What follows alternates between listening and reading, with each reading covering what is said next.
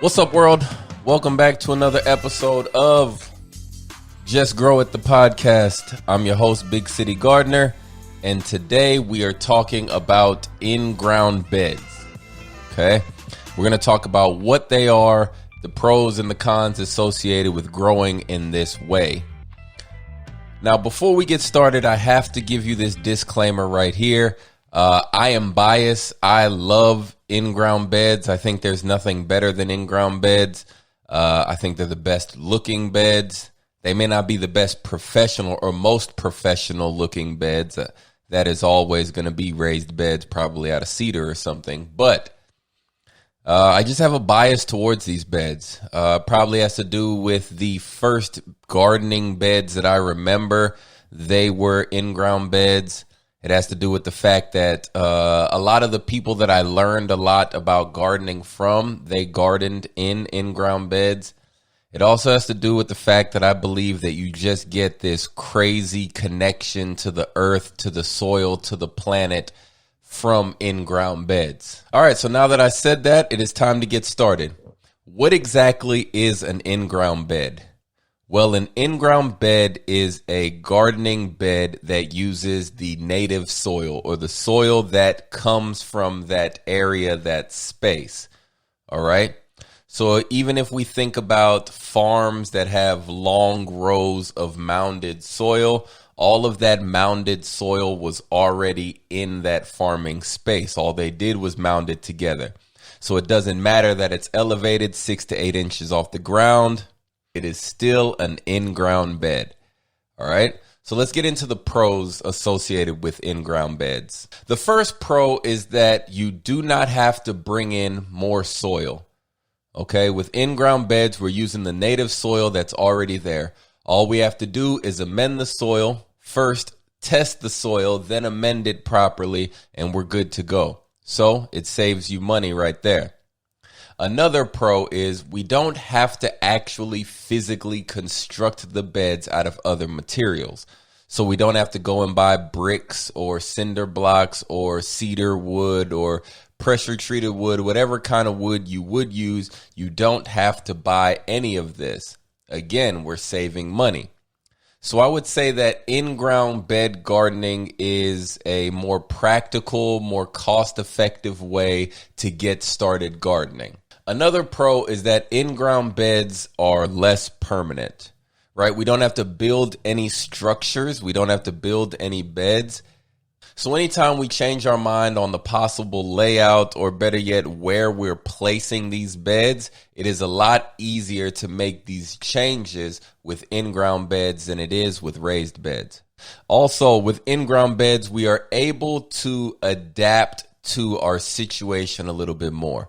And by that, I mean you're able to fit beds into nooks and crannies that you may not be able to get a raised bed in. Now, while I love raised beds because they give you the ability to grow in places where you may not be able to grow in places that lack soil, like rooftops or balconies or things like that, they're not always the easiest to fit into awkward spaces. So that is definitely a plus for in-ground beds. Another pro with in-ground beds is that they require less water. If you've listened to any of the previous episodes on raised beds or even container gardening, you'll hear me say that those raised beds and containers will need more water than an in-ground bed. And that is because there is not as much space to basically hold on to excess moisture. Right? So therefore, we have to be continuously or constantly adding water or watering our beds or our containers. But with in-ground beds, the whole ground can get saturated. And then the roots for our plants can kind of search out in different directions until they find the water that they're looking for. Another pro with in-ground beds is that there are no boundaries. Okay? So you can plant anything anywhere. And I believe that with in-ground beds, we're able to take advantage of more plantable square feet than you are whenever it comes to raised beds. Because even if you have mounded beds and then you have walkways in between, the roots for our plants are able to work their way over into the walkway, right? find more nutrients, find more water, and you're just, in my opinion, like I said, able to plant more space, more area. Another pro, this ties back into the less startup cost, is that you're able to grow larger scale gardens for less amount of money. All right. And I mean, depending on what your end goal is for gardening or why you even started your garden, that could be extremely attractive to you. Another pro is that it is easier to install drip irrigation or just any irrigation in in-ground beds than it is to install them in raised beds or containers, right? Because it's just easier to work with a flat surface that is already at, the ground level, as opposed to having to run our pipes up through and into raised beds. Now, while these pros all sound great, nothing is only positive, right? There are definitely cons associated with everything. So let's get into the cons of in-ground beds. So I'd say that in-ground beds tend to warm up slower than raised beds. But the catch here is, if you don't live in an area further north in America that doesn't really experience drastically cold temperatures or cold temperatures over an extended period of time, then I would say that this con is not really a con. Because down here in Houston, I'm able to plant and grow year round. So my soil is it's usually warm, right? Another con is that kids, rodents, dogs, and all other kinds of pests can destroy your garden if they're in-ground gardens a lot easier than they can with raised beds or containers. So if you have younger kids or dogs, then you may want to consider raised beds over in-ground beds, or you may just have to put up some sort of fence for it. I would say another con of in-ground beds, but it kind of ties in with these rodents and pests, is that it's harder to prevent the rodent damage, whether it's moles, gophers, rats. It's harder to prevent that in in-ground beds than it is with raised beds.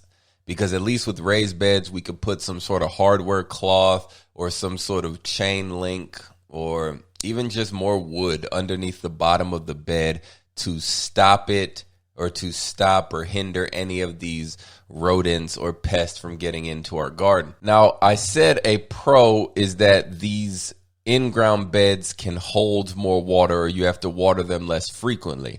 That is also a con if you live in an area that can get heavy rainfall and is susceptible to, I don't want to say drowning, but is susceptible to flooding.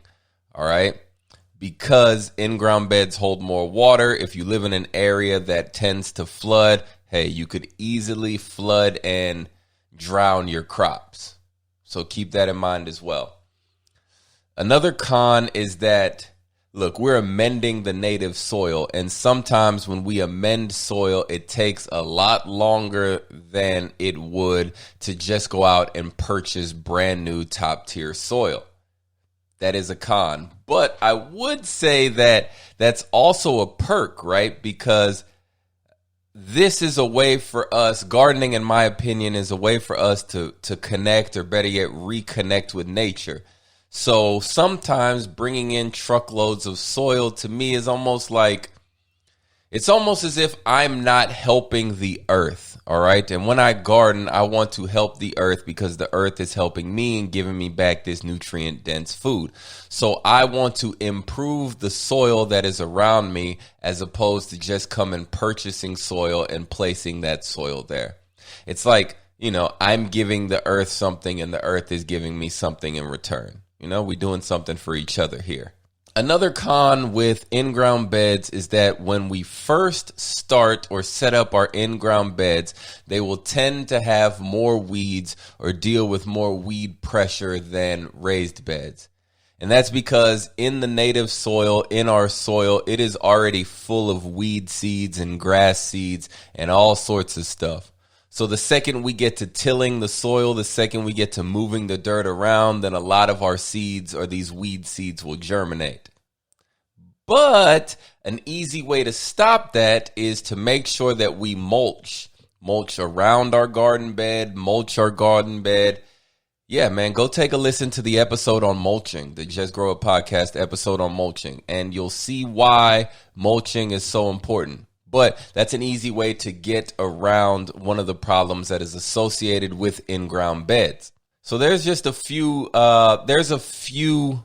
options or a few things to keep in mind on in-ground beds, the pros and the cons. Now, I'm not going to sit here and tell you one is better than the other, but I will tell you that I personally like in-ground beds more than I like raised beds, but that's just my own personal preference, all right? I'll also say a con for in-ground beds is they're not as accessible as raised beds. And by that, I mean, if you have any sort of physical disabilities or limitations, then, in-ground beds, you're going to have to bend over and get down to the soil to get down to the plants. So it could kind of stop some people from wanting to garden or being able to garden. But at the same time, it can also help keep you limber and keep you moving, keep you mobile, all right? Because you have to bend down to access all the plants.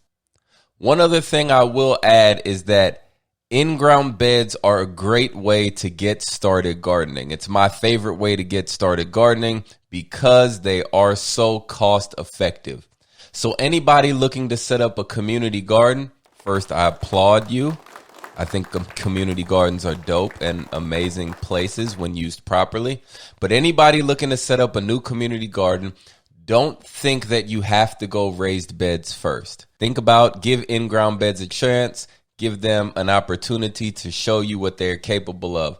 Don't let this Instagram and this social media culture of gardening where everybody has raised beds and all you see is raised beds. Don't let that make up your mind for you.